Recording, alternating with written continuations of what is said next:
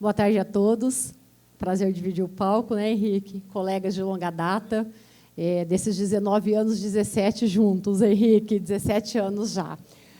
Então, mas não combinamos, Henrique, esses dados, mas eu vou estratificar um pouquinho mais e trazer alguns dados para vocês sobre o empreendedorismo no Paraná e em Londrina.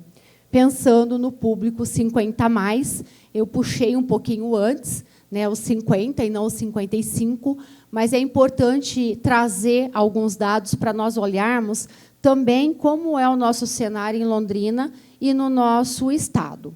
Pode passar, por favor? E tem uma fala, Henrique, que você disse, que é uma coisa que a gente discute há tanto tempo, né? Que bom seria se todos pudessem empreender por oportunidade e não por necessidade, né? E com a pandemia, muitas pessoas perderam seus empregos devido ao fechamento de estabelecimentos, seja por tempo determinado ou porque não conseguiram retomar suas atividades comerciais, mas muitas pessoas perderam o seu emprego. E aí o empreendedorismo foi a forma com que elas acharam para continuar colocando renda e sustentando suas famílias e os seus lares. Mas, por outro lado, o empreendedorismo ele transforma vidas, porque é a única forma que você tem de não ter limite. Porque, quando você é funcionário, você tem um limite, né? Você tem uma barreira que você vai ultrapassando, mas você chega num topo que a tua carreira te permite. O empreendedorismo ele te dá liberdade para que essa barreira não exista, né? Você pode chegar nos 10, no 20, no 30, no 40, no 100. Então, tudo vai depender de como esse negócio vai ser conduzido. E, fazendo algumas pesquisas, quando você coloca empreendedorismo 50+, uma das primeiras perguntas que vem é assim, no que eu posso trabalhar depois dos 50 anos? Quais são os empregos que estão contratando depois dos 50 anos? Mas a gente não acha logo de cara a pergunta, no que eu posso empreender depois dos 50 anos? Então, trazendo, né, alguns insights aqui para a gente, para depois nós discutirmos, eu acredito de verdade que a experiência e o conhecimento que a gente já adquire ao longo da vida, ele, né, faz com que você tome novas decisões e que você tenha um maior conhecimento para montar aquilo que você, né, deseja a partir do conhecimento e a experiência que você tem. Mas pensando também que a probabilidade de um negócio dar certo é quando você tem a solução para o problema de alguém. Então, eu vou vender aquilo que alguém precisa, eu vou prestar o serviço para aquela pessoa que não sabe fazer, eu vou criar um modelo de negócio para atender uma necessidade. Então, sempre que você atende uma necessidade, a tua possibilidade é muito maior frente aos outros empreendedores.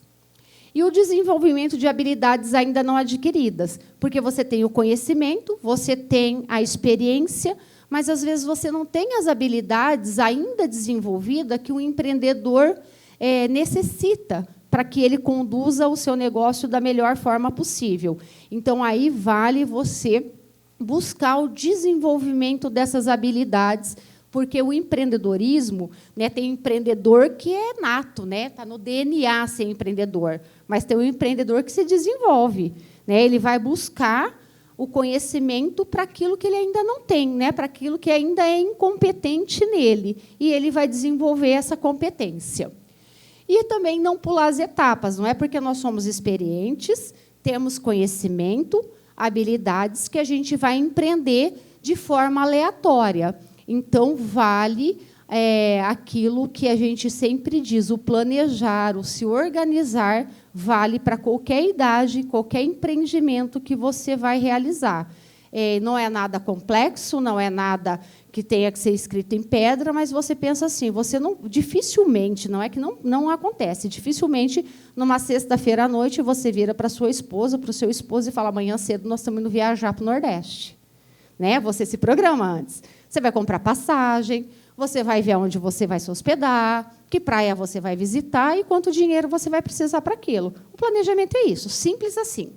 Né? Então, você vai se organizar para que você tenha a maior possibilidade de dar certo. Pode passar, por favor.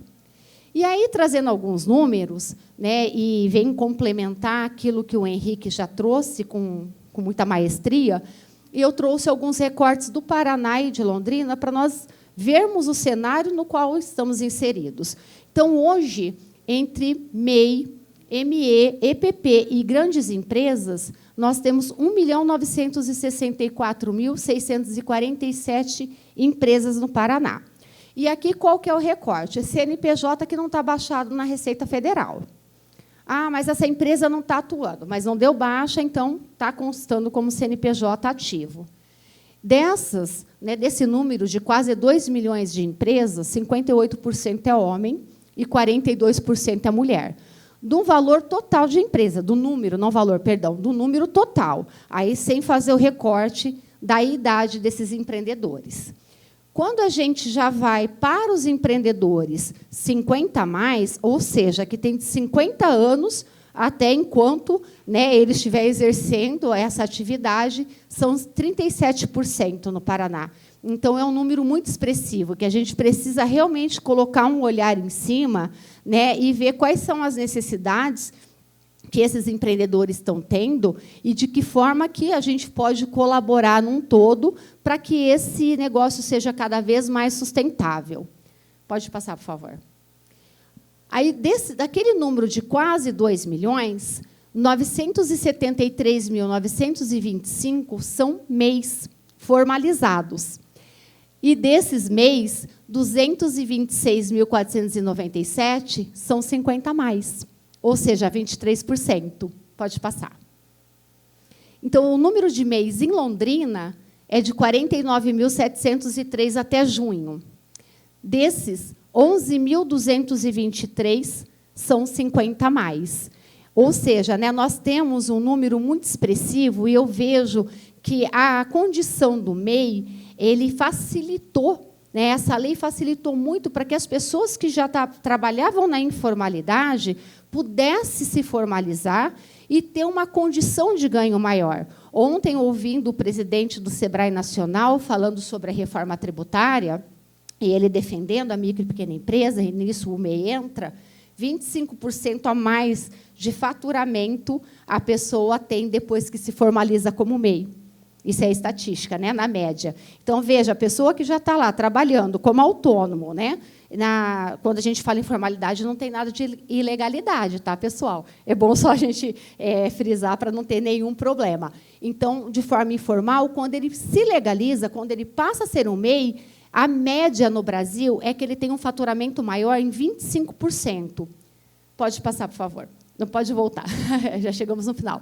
Então, existem muitas possibilidades. O importante é que a gente entenda o que nós vamos fazer, o que nós sabemos fazer, o que nós vamos desenvolver e de que forma que nós vamos empreender nos 50 a mais. Muito obrigada.